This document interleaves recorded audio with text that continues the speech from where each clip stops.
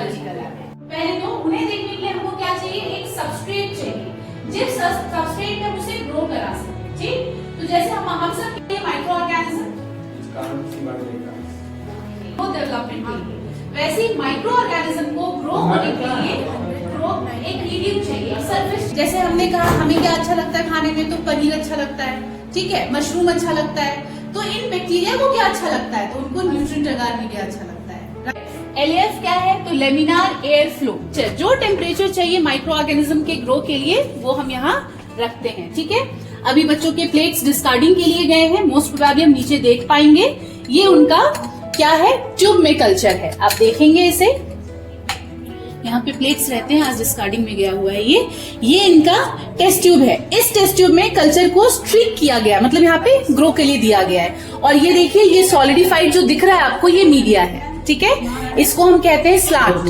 तो slant condition पे हमने माइक्रो ऑर्गेनिज्म को ग्रो करने के लिए रखा हुआ है यहाँ पे। ठीक है, तो इसी तरह से प्लेट में भी रखते हैं और अलग अलग कंटेनर जैसा हमको चाहिए उसमें रखते हैं। ठीक है, तो इस पे हम इनकी स्पेसिफिक टेम्परेचर पे हम यहाँ पे इंक्यूबेटर में दे देते हैं, रख देते हैं, तो माइक्रो ऑर्गेनिज्म 24 आवर्स के बाद ग्रो हो जाता है। तो ई कोलाई का कल्चर कहाँ है, तो हमारे कल्चर बैंक में।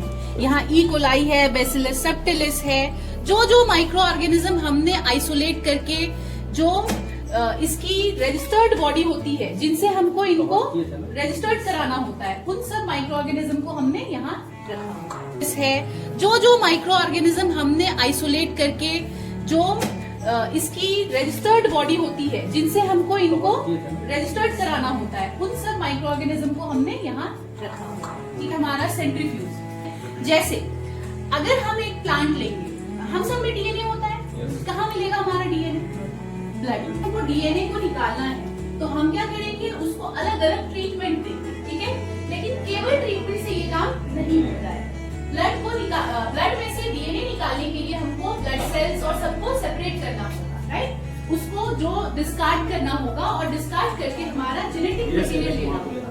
तो उसको करने के लिए हमको एक टेक्निक और एक इंस्ट्रूमेंट को यूज करना होता है, जिसका नाम है सेंट्रीफ्यूज। जिसको यूज करते हैं तो वो डेंसिटी के आधार पे, मतलब जो भी बायोमोलिक्यूल प्रेजेंट है ब्लड में, उनके डेंसिटी के आधार पे उनको सेपरेट कर देता है और हमारे डीएनए और जो न्यूक्लिक एसिड है उसे अलग करके हमें दे देता है। तो हम जब ब्लड से डीएनए आइसोलेट करेंगे, या प्लांट से डीएनए आइसोलेट करेंगे, या एनिमल सेल से डीएनए आइसोलेट करेंगे, जो हम यहाँ पे करते हैं, जैसे फिश पे करते हैं, चिकन लिवर से करते हैं, प्लांट से तो बहुत आराम से करते हैं, माइक्रोब से, जैसे फंगस से, बैक्टीरिया से, तो इन सब से जब हम करते हैं तो हमारा रिग्रेस यूज होता है क्या, सेंट्रीफ्यूज। क्यों, क्योंकि इसका काम ही यही है, डेंसिटी के अकॉर्डिंग सेपरेशन करना। ये तो 4 इंस्ट्रूमेंट हैं, ये चारों हैं वाटर की क्वालिटी टेस्टिंग के लिए। ठीक है, तो पीसीआर प्रोडक्ट को डायरेक्ट सीक्वेंसिंग करा लेते हैं। आजकल सीक्वेंसर आ गया, 2003 के बाद कोई पढ़ेंगे आप, पढ़वाएंगे आप ह्यूमन जीनोम प्रोजेक्ट पढ़ेंगे, तो ह्यूमन जीनोम प्रोजेक्ट में 30-32,000 बेस पेयर होता है। तो वो जो सीक्वेंस होता है, वो सीक्वेंस ऑलरेडी ऑटोमेटिक सीक्वेंसर है। किसी का भी ब्लड सैंपल लीजिए, प्लांट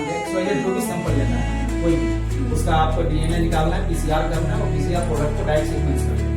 तो सीक्वेंस करने के बाद फिर आप उसको मैचिंग करा सकते हैं अलग अलग सीक्वेंस।